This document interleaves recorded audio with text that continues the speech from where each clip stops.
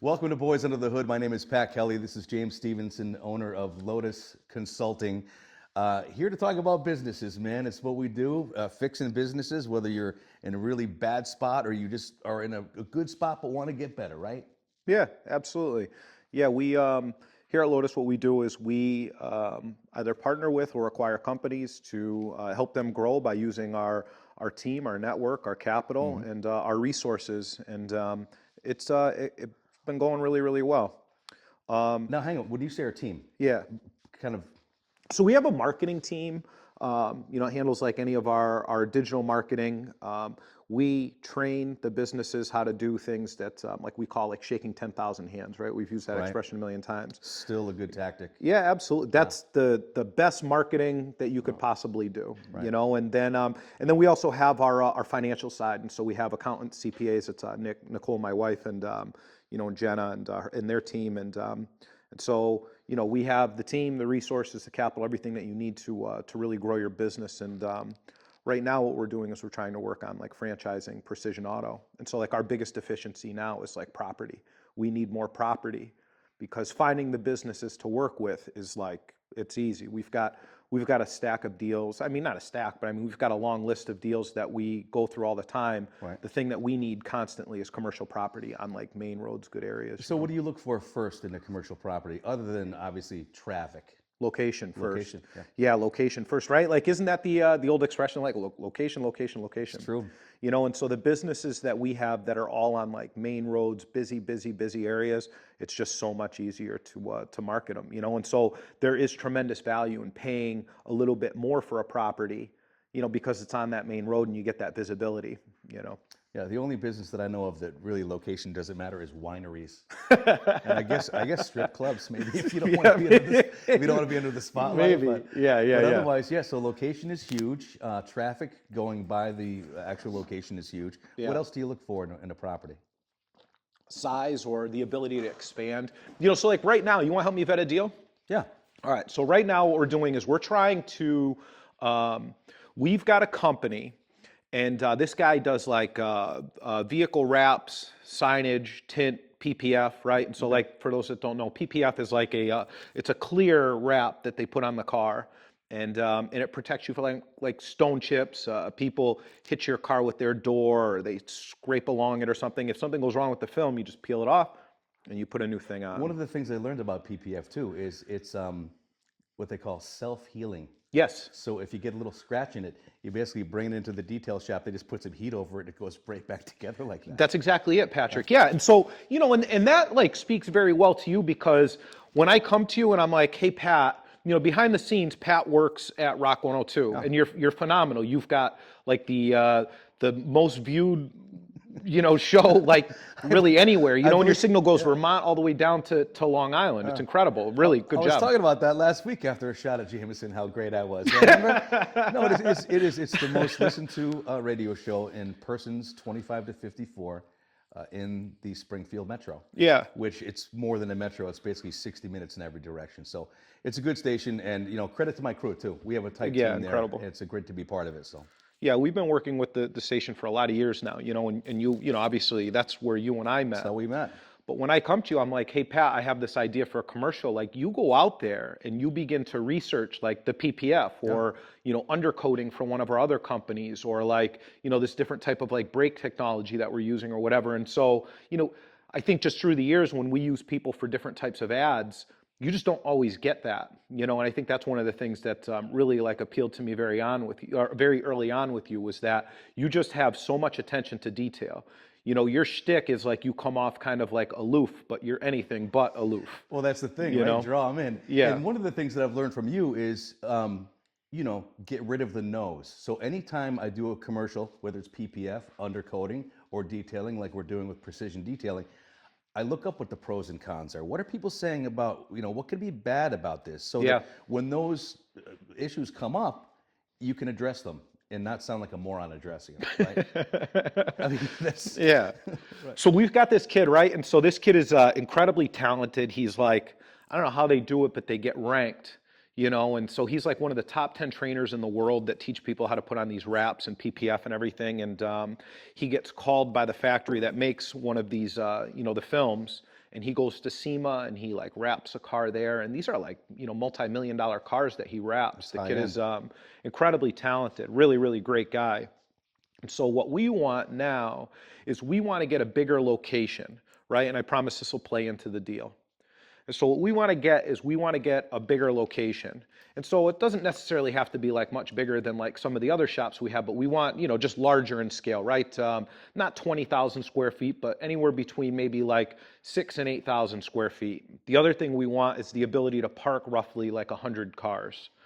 And so the reason that we want to do that is we don't want just the business there. Like as we begin to try to franchise Precision Auto, between auto repair, multiple auto repair shops, detailing, this wraps, tint, and signage, vinyl, like any type of, you know, he's doing signage for us and everything now. And so as we begin to do that, we want a place that we can bring people, right? Because like any business, anything we do, people are tribal, right? You're tribal about your country, your state, your town, your family, right? Your sports team or whatever. And so we want to create a little bit more of a community, you know, on a larger scale in our area. And so what's the way to do that, right? You get friends, you invite people over and give them free shit, right? Like here's free, you know. Free shit gets me. Yeah, treat them well, give them free stuff, and you know, and they come out. And so we want to have more car shows there. We want to have events. And the other thing that we want to do is like as we begin to spin up, we need more and more people, obviously, in this area, not only to help us as vendors, but to work with us and everything. And so we want to have more like internal events. Like here, this week, we're going to teach you how to do a brake job. Next week, we're going to teach you how to ceramic coat your car, to polish your car. The following week, we're going to teach you how to do PPF or whatever. And so what we're looking for is people that want to learn how to do it so we can teach them how to do it, obviously, and you know, make sure that they're doing it the right way and create promoters. Right, you don't want to teach them too much. Yeah, exactly. Well, you know, I really don't care. You know, because as I was coming up with this idea, not coming up with it, I mean, as I was, you know, presenting this idea, I went to our whole team. And I'm like, hey, this is what I want to do. I want to give everybody the recipe. And I'm like, well, then they're not going to need us. And I said, they don't need us already if they can do it. Right. You know what I mean? They already don't need us. And so what we're looking for in that is obviously the community, but we're also looking for standouts. Right? And so you go and like you're very proficient in a shop and you're doing a brake job, I may be a little bit more inclined to invite you back or maybe invite you in for kind of like a test drive, right? Hey, Pat, are you ever interested in maybe doing this professionally? Yeah, you that's know? a great way to consult, man. Yeah. And so then we've got our friends over at, you know, all the technical schools. Greg, right? Greg Gerton at Chicopee Comp, incredible. Yeah. You know, and so the ultimate goal is to get people, you know, in our network to help us build a stronger and easier to follow training program and, you know, have these events and create more community and, you know, whatever. And so we need a good property to do that. Right. Make sense so far? Makes sense, yeah. So we find this property. We find a real good property. The problem is that it's in it's a great location, excellent property, huge property. Building's a little bit small for what we want, but we could easily expand it. The other thing is that the business is and this is kind of a detractor, it's not anything that we want to do. And so it's just body work right now. And it's been a body shop for about 40 years. And you guys, great company, great people, great name, just awesome, awesome people, but it's a body shop. And so he doesn't want to do it anymore. And he's expressed interest many times that he doesn't want to do it. You know, he wants out, but yet he wants all the money, you know? And so what he does is he just makes the dollar symbol, right? What's your number? He just makes the, you know, the dollar thing. He rubs his fingers together. Right. You know? And that's great. And so when we go in and we begin to value a business, the first thing that we look at is we say, well, does it have a key man issue, right? So what's a key man issue? The guy that's running the show. Do you have one guy that if without him, you're doomed? Is it dependent on Pat Kelly? Yeah. Is it dependent on Pat Kelly, and is it called Pat Kelly's Auto Repair? Because James Stevenson does not want to run Pat Kelly's Auto Repair while Pat Kelly is off on a beach somewhere. Right. You know? Right. So, you know, and I'm not going to pay you a premium for your name. Like, I'm just not going to do it. You know, the second thing is that when you are the key man like that, not just in name, but like in reality, the business is solely dependent on you. You know, and so in this case, this business doesn't have like other technicians. It doesn't have anything like that. They've got a couple of part-time guys and the owner is aged out a couple of years ago and he's still going. So you got one guy, and the second most competent guy on the team is the guy who owns the business. He doesn't want to go back in and do 50-hour weeks. He's doing it. He should have retired a couple years ago, and he is still in the business, working in the business, painting the cars himself, and he has a helper. And so he is not the second guy in his own business. It's his name on the building. It's him writing the estimates, ordering the parts, painting the cars, still trying to manage a guy, right? And so now what am I going to do? I'm going to go in there first just on the surface before we get into anything else, right? If I decided I wanted to buy this, what am I doing? You're going to find out how competent the next guy is first. I'm buying a headache. I'm buying somebody else's problem, you know? And so when you talk to a lot of these guys, what happens is, you know, you begin to talk about revenue, right? Because revenue is what's going to drive the price. That's why you're in right? business. Yeah. So do we have a key man issue? Second, do we have a key client issue, right? Key client issue is like one singular person that has like 100 vehicles that they bring to you. 80% of your business is one coming from one source. 100%. Which is excellent when it's excellent. Yeah. When you lose that guy, you're shitting. I don't know, man. I get very leery of like a key client issue. You know, if we are, we've done it many times, you know, like you'll take in a fleet of vehicles, you know, and you want to service these things. But the problem is sometimes that you are 100% at their mercy.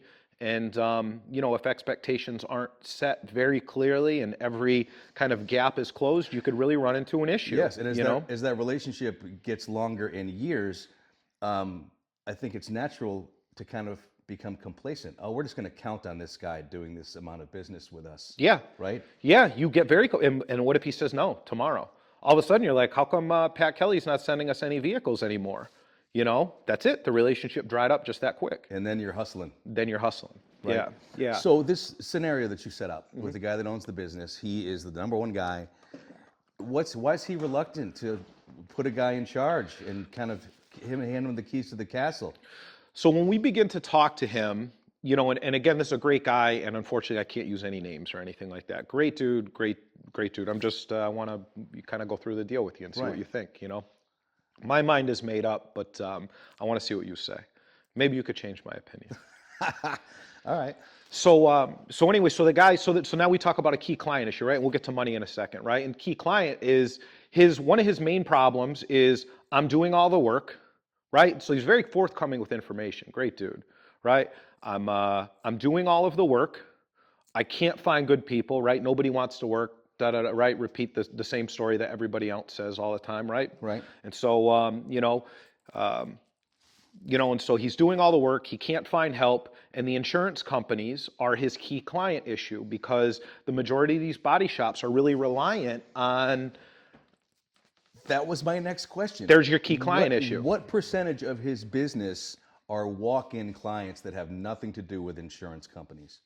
Not a high percentage. Okay. Right? Not a high percentage. And he's got good numbers. You know, him and his wife really run the business and they've got clean numbers.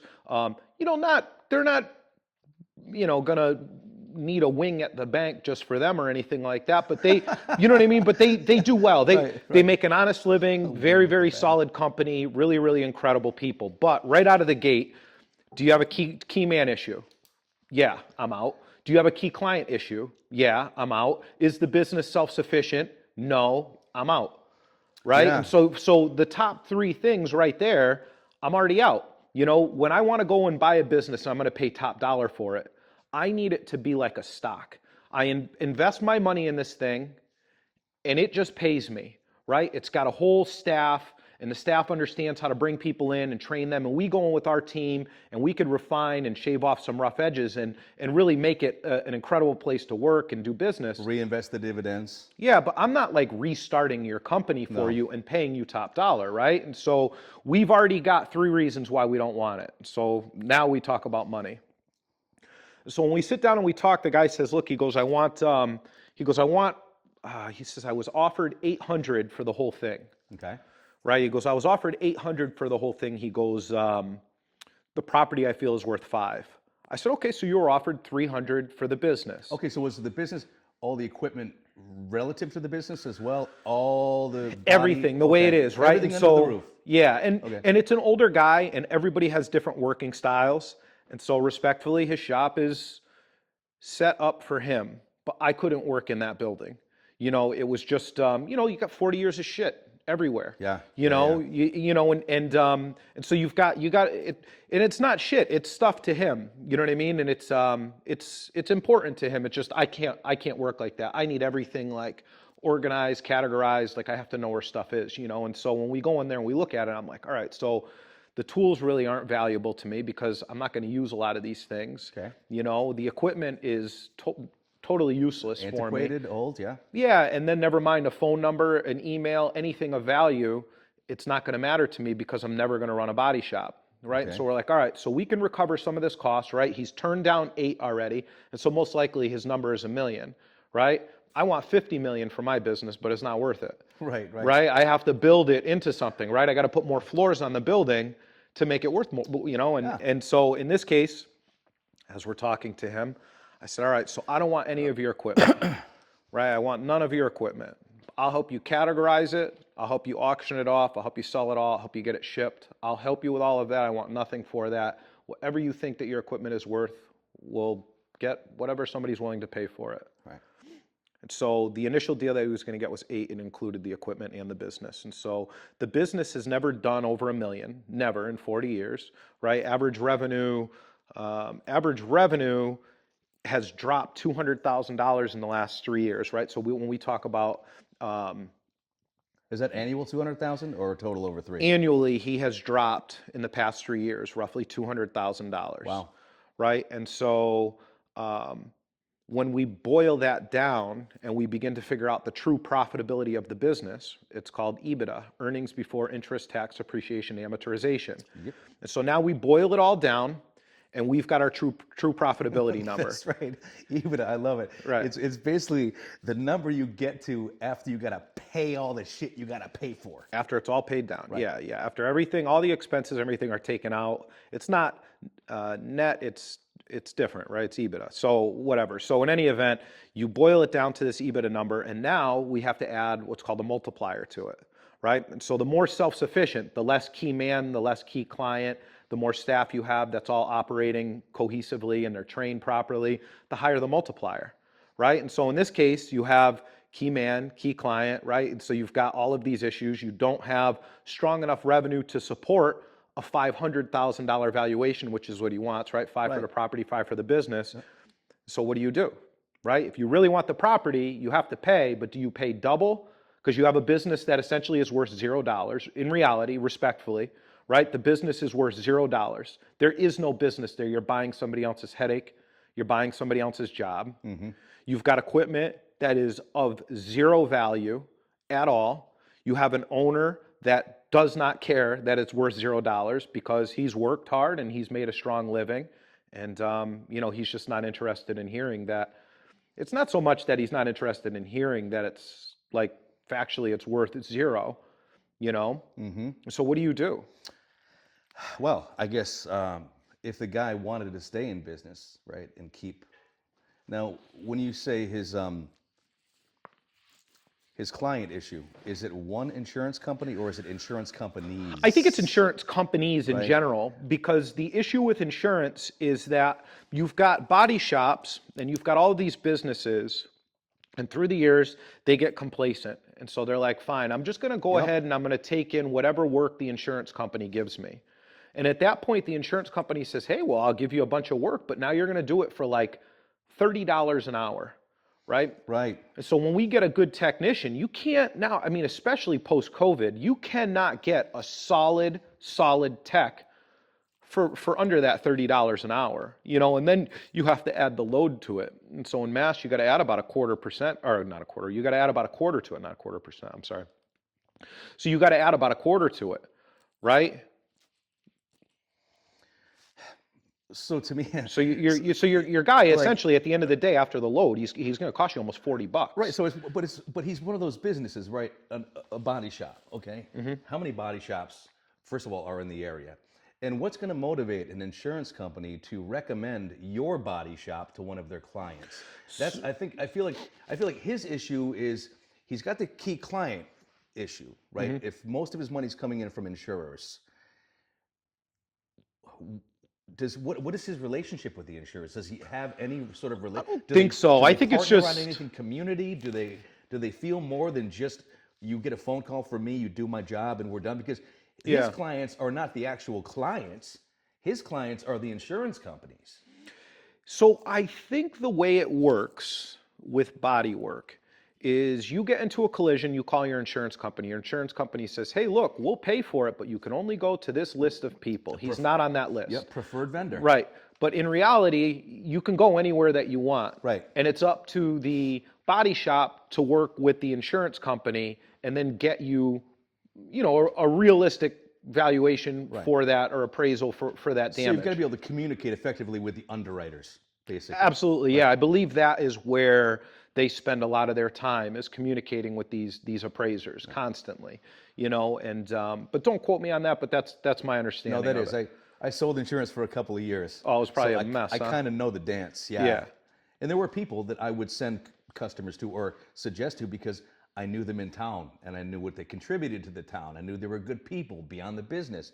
So that's why I was asking you, like, is there a relationship beyond just the phone call? Not that I know of. No. No, not That's that a I tough know one. of. And I think these insurance companies are so big. Many years ago, you could have a handshake deal with somebody. You could have those relationships, and now it just doesn't matter because it's all about the dollar. And a lot of it's online now too. Yeah, So exactly. To shake a hand, and we've talked about this a lot, right? In this world where everything's digital, you can text anything, you can go online, and nothing's more important than seeing someone face to face and explaining what your situation is to them. It really stands Face out. to face, and then like thank you notes, right? Like see all the these are all my notes. Yep. So every time I meet with somebody or I sit down with somebody, I always write them a handwritten thank you note. I get one of those, and we're friends. Like if I get work done at Precision Auto, I get a thank you note. Yeah. And it's just a matter of business for you. My handwriting sucks, by the way. I know. Nobody ever calls me out on it. They're just like, oh, thank you so much for the note. So James writes, he's written these sheets for me. These are things to touch on. And I'm like, yeah, it's okay. Doctors can't write either. Yeah, so yeah, you're yeah. in a good group. Don't worry about it. Insurance companies, isn't that the biggest freaking scam out there, right? Like you have to have it. Yep. If you try to shop around for it, you get locked out of different people. Yep. You can't get a quote without showing them exactly what you're paying now. And then your insurance is going to go up every single year Yeah.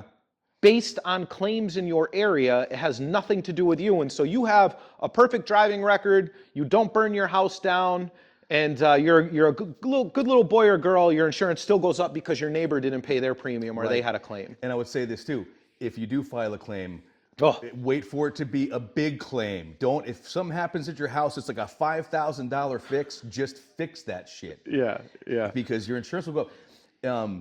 And one of the important things, I just want to say this because there's a lot of like online insurers where you're talking to somebody out in Tuscaloosa, Alabama. For insurance, it's very important that you have a local person that you can talk to face, if you need to meet at their office locally. Because people talk about price, and I understand that part. But the most important part that you can have as someone who is insured is an insurance agent who can, tell you what the process is and make it very clear. Here's the process. People get into an accident and right away they call the 800 number. Do not do that. Take a beat. Talk to your person the next day. Talk to a person. Yeah. And find out what your options are before that thing goes off to underwriting. Because once it goes off, then it's out of your agent's hands, really, because the fix is going to be the fix. So the best thing you can have is an agent that, frankly, gives a shit about what you're going through, right? Yeah, it's true. And they're the ones that are the best in the business. It's a challenge, man. It's a challenge. But in any event, right? So this guy's got all these issues. We feel that his business is worth $0. Right. He's gotten an offer already for $800, including the property, the business, the equipment. We want nothing to do with his equipment. We'll help him categorize it. We'll help him sell it. Have no problem giving him $5 for the building right now, obviously based on, if it will pass, zoning regulations, we can get the permits and everything that we need. Licensing, it's pretty standard, Right. and then we have to pass an environmental inspection, just basic stuff, right? And so what do we give him for the business, right? It's worth $0. In reality, it's worth $0. Right. Key man, key client, not strong revenue, really basically no multiplier to it because it's anything but self-sufficient. It's not in an industry that we specialize in or we even want to work in, and it's a very challenging and somewhat declining job, right? Body work. You know, Right. it's a respectful, great work, right? Dirty hands, clean money, whatever that thing is, but like, right? Like, it's a good thing, but the reality is you've got so many companies that have raced to the bottom, right? Right. At one point, insurance is saying, "Well, we'll pay $45," and some other guy's like, "Well, I'll do it for 40." And here's what happens. The next when day, I'll do it for 37. when you race to the bottom, the quality goes down. Mm-hmm. Whether you're an insurer, whether you're a body shop, whether you're a candy shop. Yeah. And that's what it is. It's become kind of flooded with these people who are very anxious to race to the bottom because it's more volume than it is quality. And you've got all of these, like, cars are different now. Like, the panels are like aluminum, and you've got this ADAS system. And so, like, if you don't know what that is, that's like your lane changing and all of your sensors and everything that are all around the car. You have to have like a big, expensive, special setup just to be able to program all of that ADAS stuff. I don't want the low bid guy taking that job. It was funny. I was talking to Leah last night. Leah Rance, a girl that I Oh, work yeah, with. Leah. And she was going out to do trivia at this place, and she said, "Yeah, they have $1 oysters." I'm like, "I'm not touching a $1 oyster." Oh, my gosh. I want to pay good money for oysters. Yeah. You know, so that was just an example of, I don't know if they're racing to the bottom there, but you know, you do get what you pay for Yeah, in the long run, I think. I think so. You know, I don't know. I feel like they're just being on the inside of this industry for so long. There's tremendous value in finding people that are really, really, really incredible at what they do and just giving them everything that they need to do the job, right? Take away their nose and then just get the fuck out of their way, right? Just get out of their way and let them do the job. Here's the goalpost. Here is everything that we can give you to help you get to that goalpost. Run. Right. Right? You also need somebody who's passionate about running, though. Yeah. You know, you don't want someone who's just going to clock in and clock out and be by and not think of the business at all. Yeah. You know, you need someone you can depend on there. So okay, so the auto body aspect of this building is worthless. The building's worth $500,000. Building's worth $500,000, and building's worth $500,000 all day long. And I would love the property, right? Business is worth $0. And I don't want his equipment. And so now he can get some money for his equipment. And he probably feels it's worth some amount, and he would have a better idea than I would. Honestly, when I went in there, I was like, I'm not looking through all this shit. Is he looking to retire after? He wants to sells it? retire. Okay. He's done. He's done. Okay. He's done. You know, and so what I came up with is we said, all right, look, if you want, you turn down 8, and you turn down 8, and clearly his number is $1 million. There's no way we're getting to $1 million. He almost said the F word right there. Yeah, I was gonna say, very okay. emphatic, you know. I can't stress enough, these are great people, but he wants to get paid for his life's work, right? You know, and I get it, right? But we want to be fair, you know, and so we'll overpay a little bit, but we're not going to like way overpay, you know. And so I said, all right, look, what we'll do is we'll give you the nickel for the building, dependent, it passes everything, right? We'll help you sell all of your equipment. Whatever you get for that is whatever you get for it. And we'll give you 3 for the business that we don't even want, and we're going to light on fire, right? Right. Day one, the signs come down, that business no longer So exists. he's still getting his 8, and you're helping him sell the equipment. But he's got to hold 3. If you think that your $0 business is worth $300,000, then you have to hold it. You've got to be vested in the deal. You got to give us something, right? You got to like, we're going to give you this, and it's a higher offer because he's going to get to go sell his equipment, right? And on top of it, right? So like, what could his concern be? Well, you're gonna close my business on day 1. You're gonna pay me for the building, whatever. You're gonna close the business on day 1. Now, what happens if you default on the 300, right? What happens if we default? How does he get that money, right? Because he can't go back in and restart the company and repaint and whatever, Right. Right? And so how do you make him feel secure? Perfect. Well, we'll give you a personal guarantee, right? Personally guarantee that we'll pay this thing by the end of this time and this amount, whatever. Yeah, so basically he's now vested in the new venture. Yes, exactly.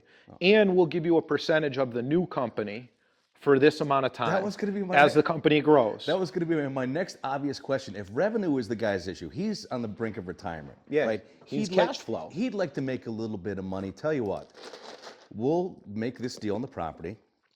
We'll take some money from you. Yeah. Cut you in with a percentage Yes. over X number of years. Yes. And then talk to you later. Yeah, yeah, that's it. So sometimes when we give them a piece of like whatever the new thing is, right? It's always time bound. Hey, for this amount of time, you're going to get this piece, or we'll give you a flat amount. Hey, every month we're going to give you this amount from this business, or whatever it would be, right? It's whatever we want it to be, you know. And so in this case, bank finance the building, right? We'll give you a deposit now. Bank finance the building. We're going to light the business on fire. We're going to give you 300 of your money for the business, Hang on. right? He doesn't mean light the business on fire. It's not. I don't mean it. We're just talking about insurance fraud. Right? Yeah. Cut No. that part out. It's not 1920 anymore. Yeah. If it were, however, we might just go ahead and honestly. Right. But yeah, that's a. And so we light the business on fire. We sell the phone number. We sell the website. Right. We point all that stuff at somebody else's. Right. We've got a couple people that we could sell that to, and so there's some value there because the guy is. I mean, it's a busy body shop. Now, have you proposed this scenario to him? I'm proposing it to you. This is what I want to Okay. do. Yeah. I'm proposing it to you. Well, I proposed some of it to him, and you know, I don't know. Okay, so we're willing. Not yet. We haven't had the other talk. By the time this comes out, I would have already met with him again the next time. So we're willing to pay 8. So I'm going to pay 8, but I'm going to pay 5, and I'm going to pay him 3 with his money. Right. And then whatever the percentage ends up being at the end of that, it's based on, you know, what the company does. But what we do there to like kind of strengthen our position is we say, hey, look, like historically, this is what the company's done. Historically, this is what we do when we take over. If history is the best predictor of future behavior, you know, and I would tell you probably 99 out of 100 deals that we've done, right? I don't know that we've done 100 Here's deals. our business but plan, basically. Here's our business plan. Here's what we do. Here's our record. And these guys all already kind of know me, and not kind of, like all the people that we speak to, for the most part, we know or we've met through somebody. And so, you know, there's very little doubt about like our ability to do the job. And so I feel like it's pretty strong. And then, you know, with the personal guarantee, boom, it's even more strong, right? And then, you know, he could take a lesser position on the building if that made him feel uncomfortable, right? Or whatever it would be, you know? And so it's just about making sure that everybody gets what they want in this deal. But the reality is that when you talk to him, he'll say, well, you know, I could have done over $1 million, but then, you know, I just needed to add more guys. But the problem is, it's not that easy. You can't just put an ad out in a newspaper and hire a bunch of qualified people anymore. You have to go find these people, train them. You have to kiss a couple frogs because not everybody you hire is going to be great. And it's just not as easy as like, well, I could just go and hire more. Right. It's tough, right? And so when you talk to people, you run this fine line of like, man, I don't want to insult you. But like at the same time, like you have to understand that this thing isn't worth The numbers anything. the numbers are the numbers. Yeah, the numbers are the numbers. There's no, you know, but I could have. It could have been double if I put some effort into it. Well, no, it couldn't have. Yeah. Because these numbers don't say that. You can't. They don't support it. It doesn't. Right. 1 + 1 does not equal 423. No, it you know, doesn't. Right. It just doesn't. You know, but good people, right? Good people. You know, strong-willed people, and you know, they want to get what they feel that something is worth, and it's up to us at that point to say, hey, look, it's not worth that, and here are the actual numbers, right? And here's 2 + 2 equals exactly 4. You know, and so what do you want to do? Here's a creative way to do it. So how does it benefit him, right? He gets paid, he's out, you know, he's gonna get some income for a period of time, and he's going to avoid a lot of that tax that he's going to have to pay on that business as he sells it. And so if we just gave him the additional 3 or whatever it would be for that, he's got to pay a lump of tax on that. Right. So we're only on the hook for 5.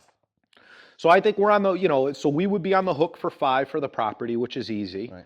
And then we would be on the hook for the other 3 over X amount of time. He ends up being the bank, right? And so you're going to give him interest.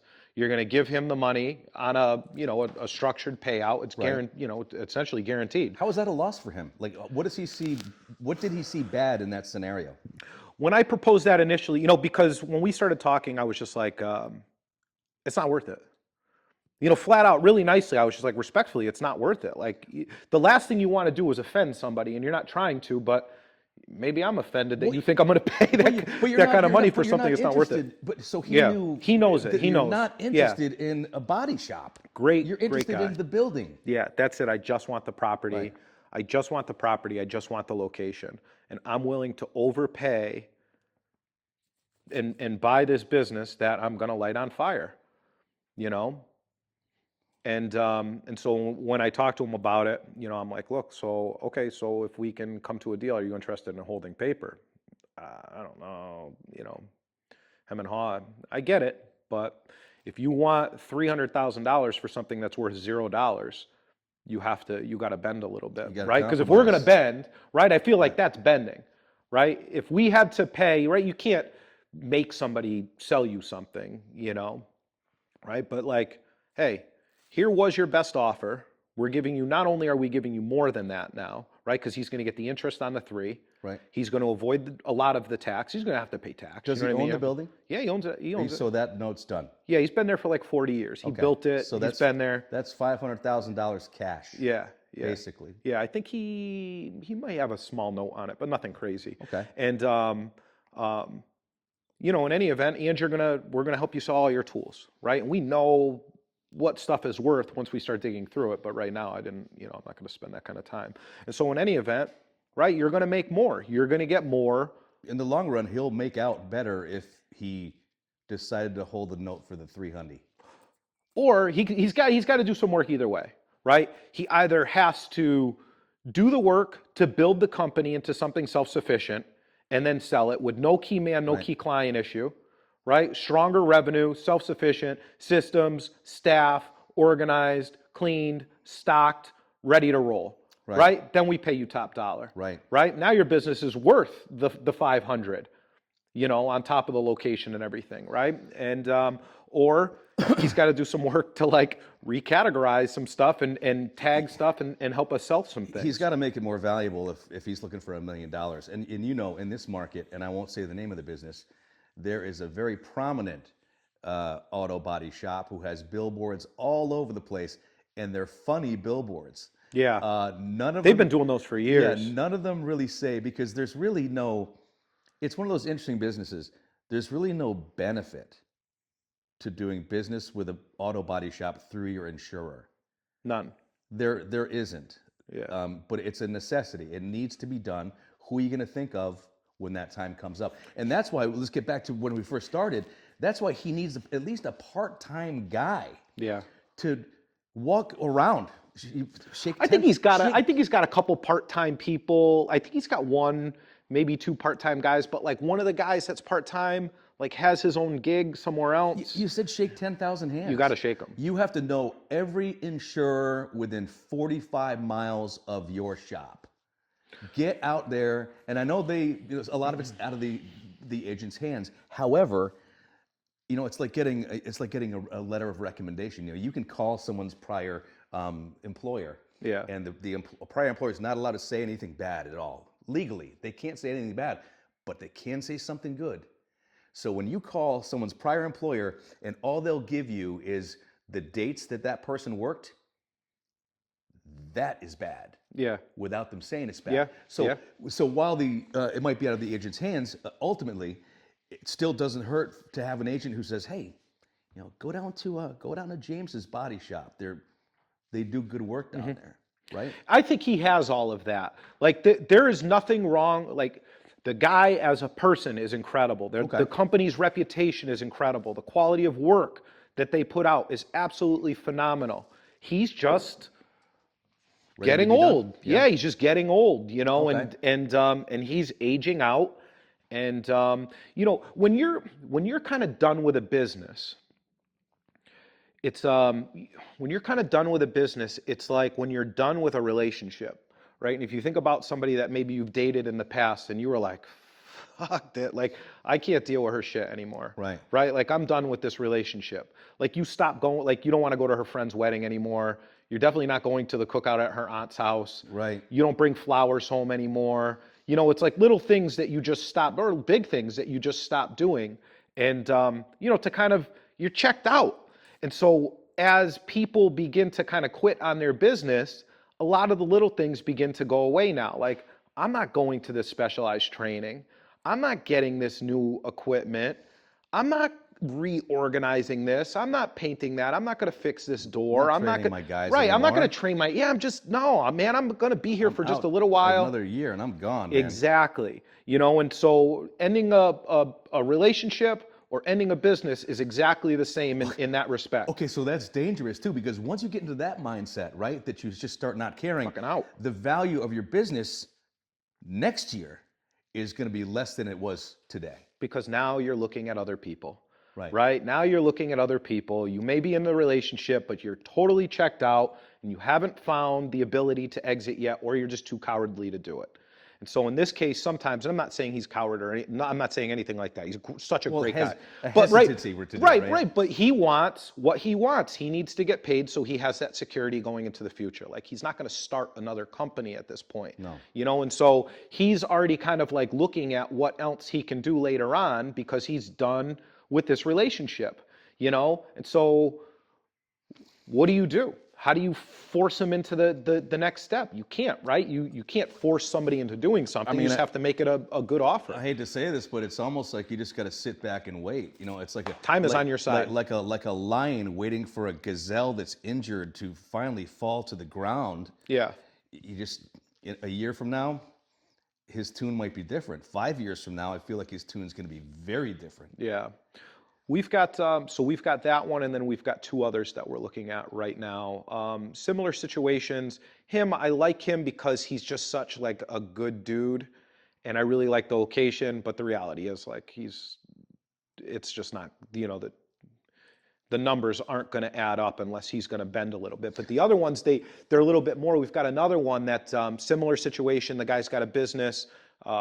It's a third generation business, strong company, good company, nothing I know anything about, but he's got the paved parking lot, they've got the location, the proximity, the huge building needs to be updated, all that stuff. But, you know, with something like that, you're looking at, again, you've got a bigger building worth more, right? And so you got roughly a $2 million property easily all day long. And then you've got a business with stronger revenue and systems that you still ultimately want to burn down. Did you approach the first guy, or did he have his property advertised as for sale? He's not advertised. Nobody knows. Okay, yeah. so that's most of what we do operates under an NDA. good. Yeah, Good. almost everything that we do, we operate under an NDA. That's a good thing, because that means that there's not a lot of customers lining up to buy that property from him. So there's no competition right now for him, Yeah. for us to buy the property. Let 'em line up. We're not in a bidding war. Yeah. Right.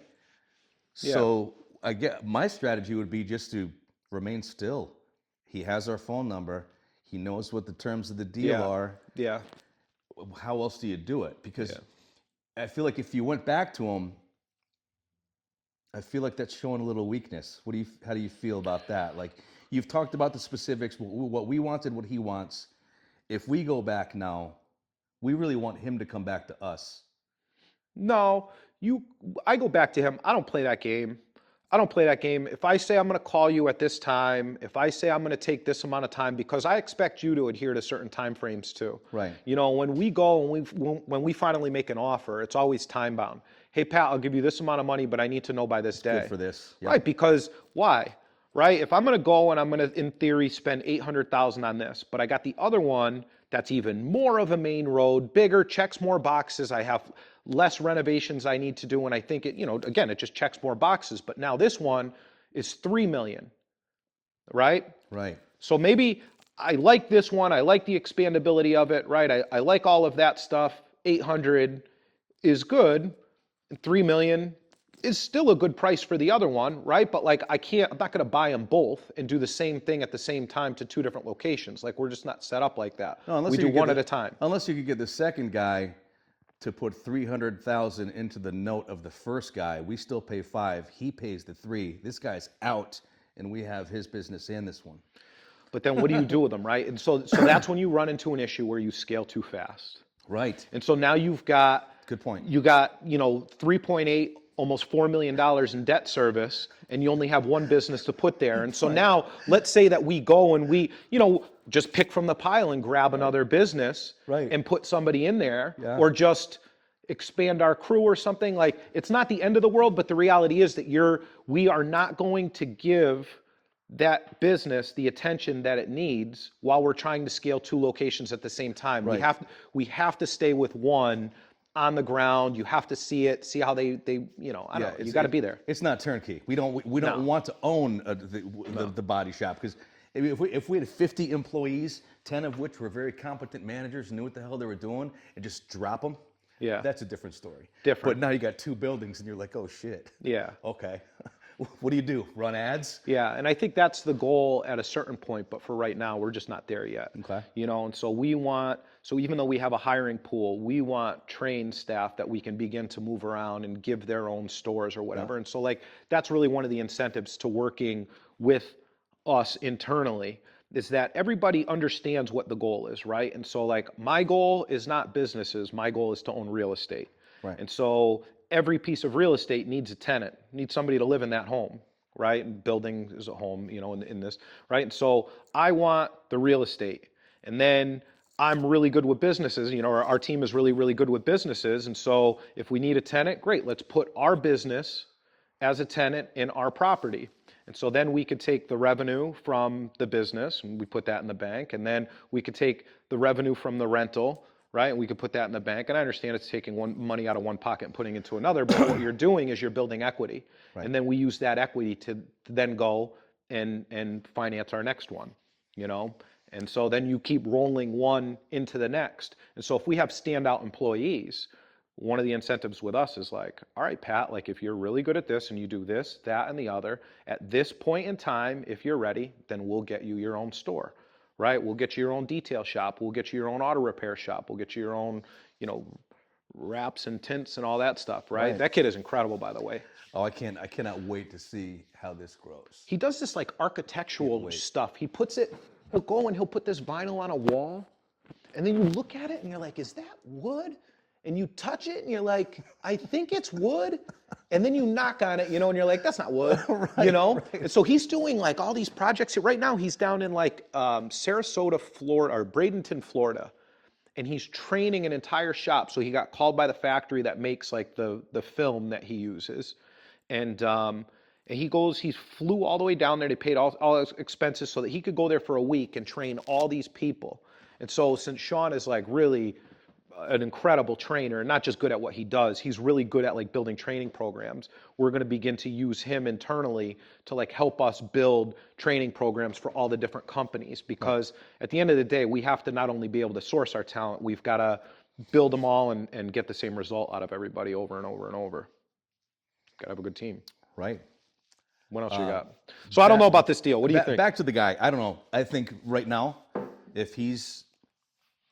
if we've showed our hand and he's shown us his, we both know where we stand. Yeah. I think we just remain still.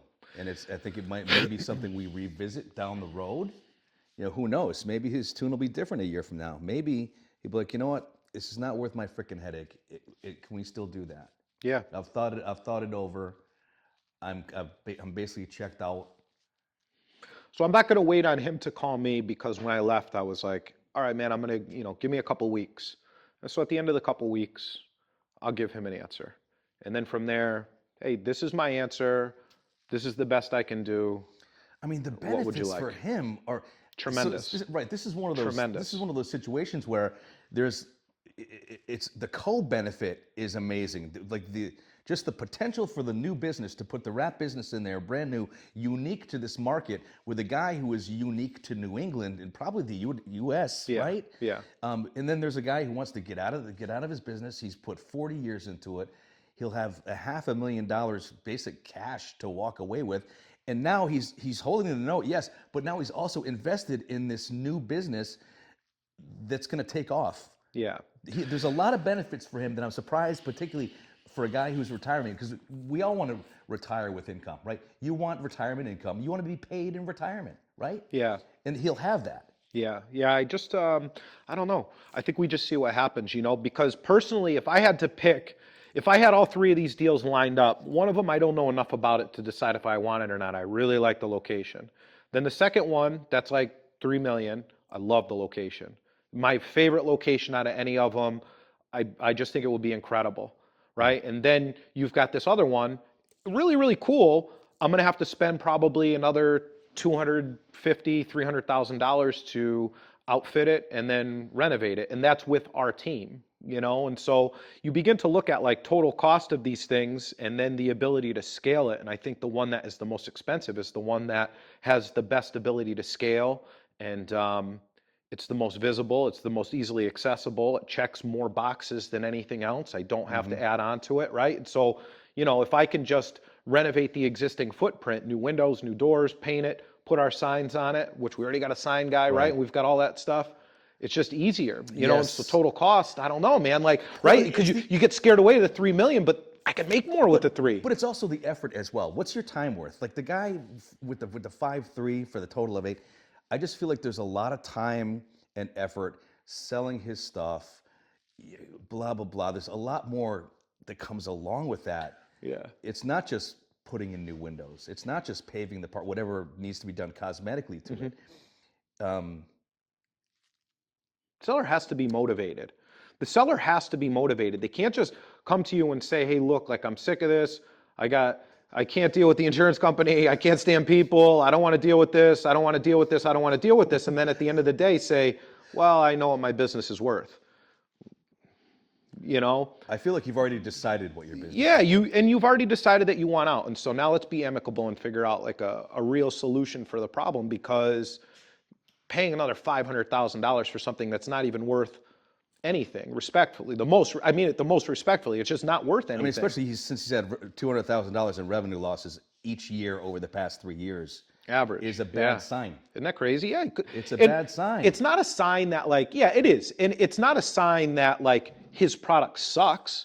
It's just a sign that like he's been running a race for 40 years and he's like, I don't know, I'm slowing down a little bit, you know? It's a sign that he's not getting out there to spread the news about his business as well. Like that's another part of it. I think after a certain point, you know, some businesses, you know, we advertise all the time, but like there are times where we'll stop advertising for like a few weeks to a month or something like that while we're like changing a system or changing a provider or doing something. You know, most of what we operate on here are like templates, you know, and so like when we're changing our templates, sometimes it will be like, all right, well, we didn't like the ad result off of this or whatever, and so we'll change our templates now. We'll take a couple weeks and we'll retool this for everybody, and then we'll move forward. We generally don't notice a drop in traffic because, you know, we've got such a strong name, and so I can only imagine this guy who's never advertised ever. I don't think it matters to him. I think that he's got a line down the street of people that want to come in and see him all the time because he's phenomenal at what he does. Just to backtrack a second, it's important that you do what you do when you're transitioning from one system to another, because you want to make sure that the message is clear and concise. Right? Yeah. So, yeah, I would love to put a deal together. I would love to put that deal together, but I think that I really, you know, I'll make my offer. Right, we'll make my offer, and then that's it. And so it has to be time bound because I really think that the property, I think the one for 3 is going to be much more beneficial for us in the long run. Well, it'll be cleaner. It'll be a cleaner transition. The money's more, but it'll be cleaner from A to B.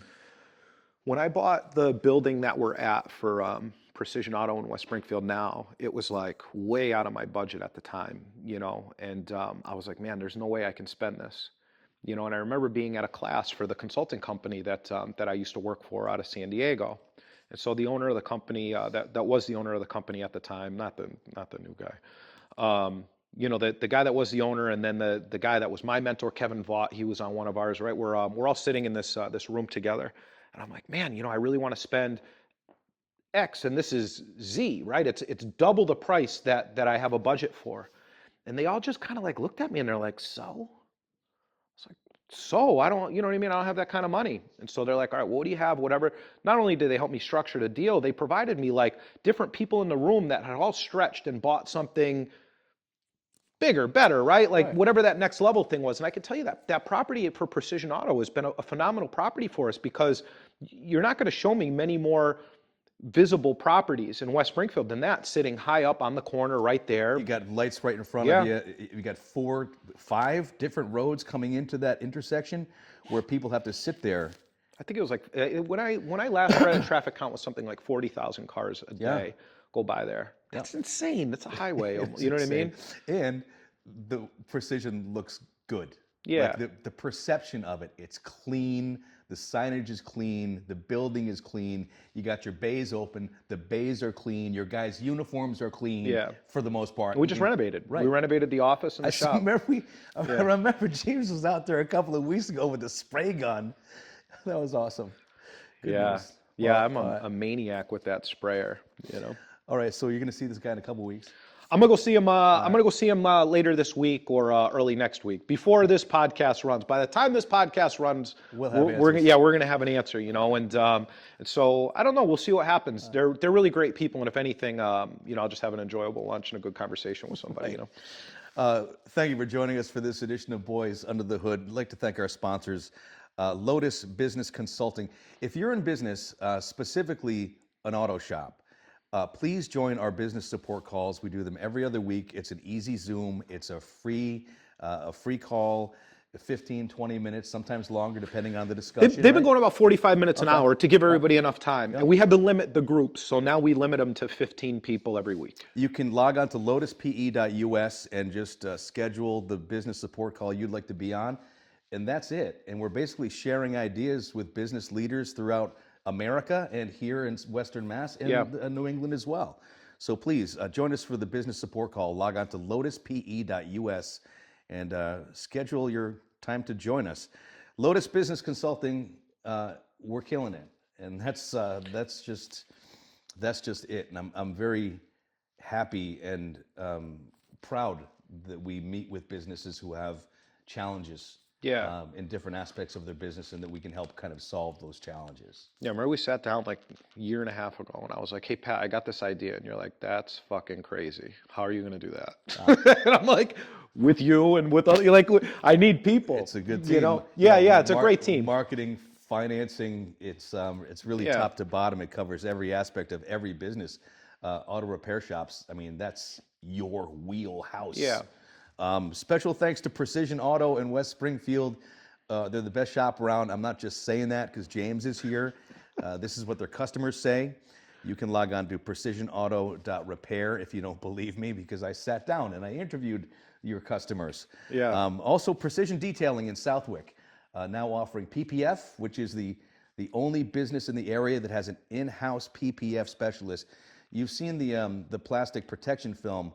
What happens at other places is they'll give a call to a guy from a different state and have him come in and do the job for you. We got a guy in our shop right now in Southwick, Precision Detailing, and that really separates what we do from the rest of the guys. Yeah, Sean is absolutely incredible too. Undercoating, PPF, and just detailing. Yeah, the undercoating is great too before the winter, protect you from rust and all the stuff that goes on here. I also learned that it makes your car 60% more quiet from road noise, which makes sense because it's coating. It coats all the underparts. Yeah, So deadens it all. a little bit of insulation going on there. We appreciate you joining us. If you have any questions, please send them off to us. lotuspe.us. We'd be happy to address any specific questions. And until next time, James Stevenson, Pat Kelly, talk to you.